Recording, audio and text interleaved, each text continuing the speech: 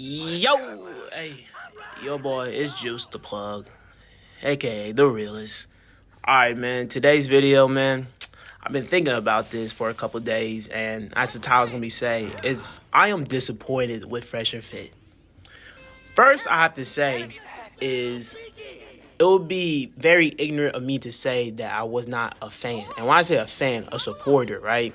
And a lot of people, what I realize is, would at least their fan group, what I see is they would support them for the wrong reason. So I'll give out my personal experience how I first met them on the internet. And when I'm like, this is not me criticizing, I'm only seeing what I see through my lens, right? And when I say my lens, I only see it through, I have other people's perspective, and then I take other people's perspective and make my own perspective, right? 'Cause everybody has their different opinions. So, while I was living in Texas, right, and I was pretty down bad for real. And, you know, when I say down bad, I have my mom and my dad, and I had to think about a perspective where, like, my life could be worse, because, like, I wasn't doing, like, hood stuff, but I was around people who was doing, like, who was basically from the hood, you know what I'm saying? And, like, they were just not on the right path, you know, and you know I'm not gonna say they were bad people or not. It's just I didn't need to be around them, you know. I was even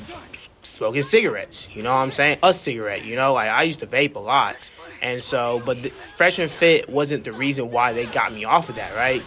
In reality, I was on my path of where, like, I ain't playing no video games. I'm not doing nothing. Like, I need a bread,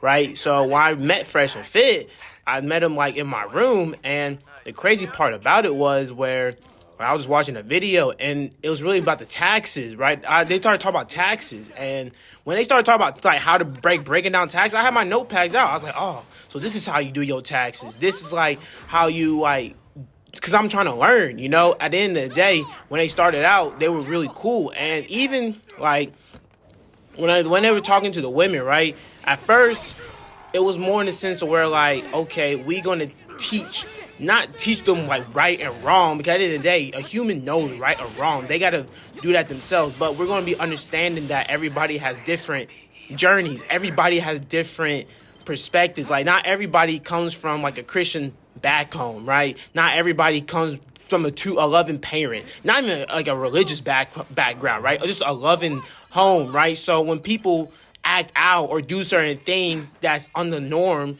like deemed weird, why should we bash them, right? And so even with, like, and then, like, the quality of women, like, I understand what they were saying, like, one of the main arguments was that, like, they had a lot of women on there that, like, that didn't do OnlyFans, that didn't do none of that. And even, like, with that logic, that's cool, that's fine. At the same time, though, like, I don't understand getting so mad and getting so frustrated and to a point where you gotta kick a girl out, right? Trust me, women are crazy and women give you a headache.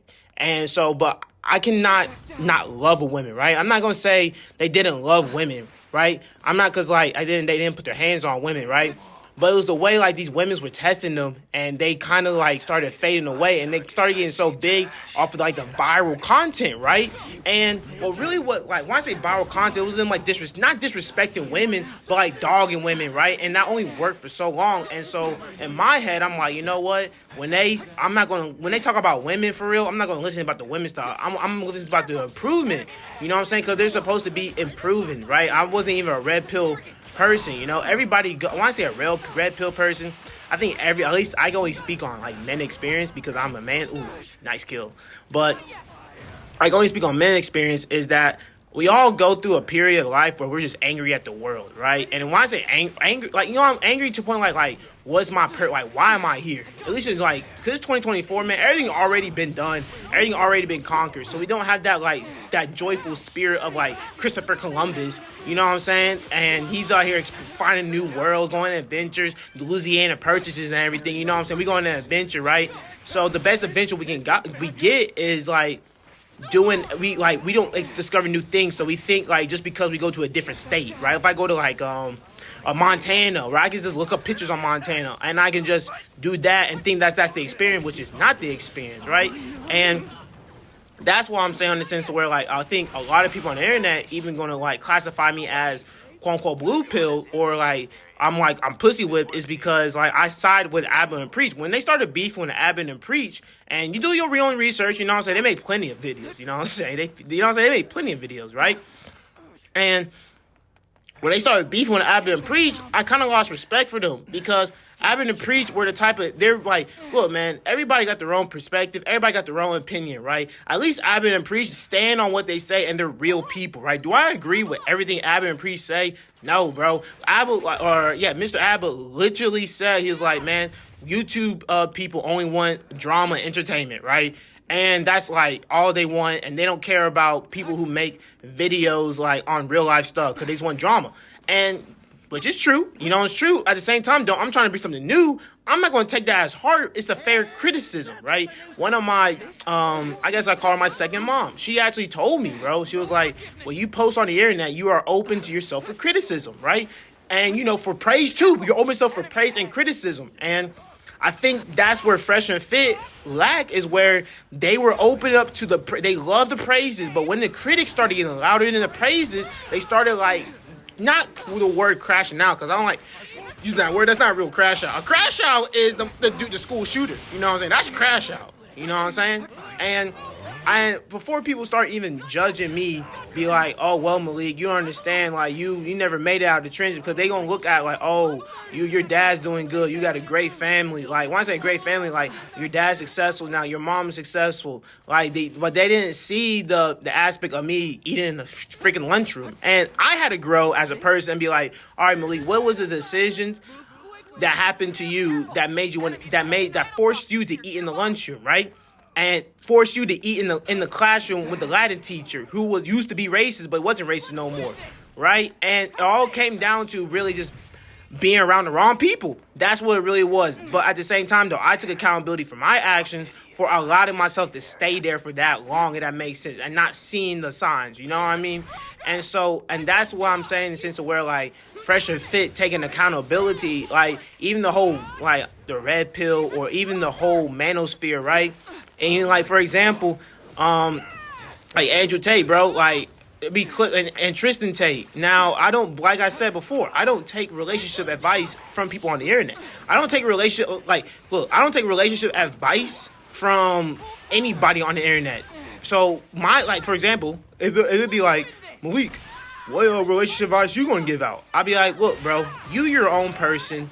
You know what you want and what you don't want, okay? If you don't know that, work on finding what you like and what you don't like. And at the end of the day, I cannot give you the sauce to having a great relationship. I can only give you my experience of what women did to me and what I did to women, right? And so, like, for example, a whole group of dudes and a girl lied on my name and ran with the story and tried to make me out to be something not. And so what I do, I said, okay, game on, check up. And I didn't even say I proved them wrong. I've been myself the whole entire time. You know what I'm saying?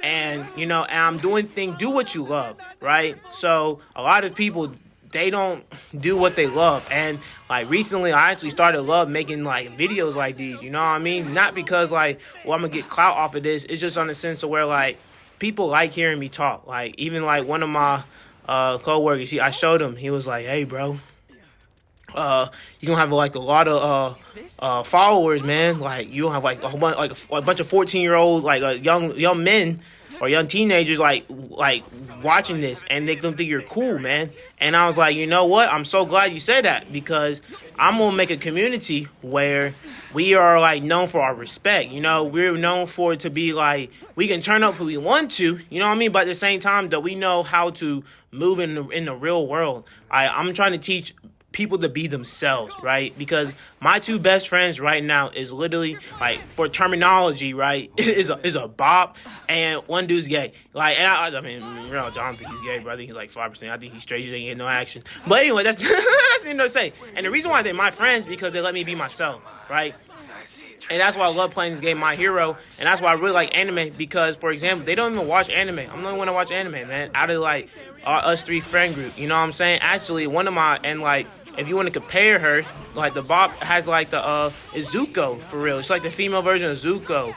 And so I really understand her. And it's really cool because I'm like Aang the Avatar, you know? And it's crazy because like a lot of people will look at her and like instantly judge her, but me and her we're really the same for real. And that's where like I think I value my time and my effort and value the opinions because like they said even before I was even doing this, they're like, bro, you super cool. And I just recently met them. Like when I say recently met them, like they're Usopp and Sanji. You know what I'm saying?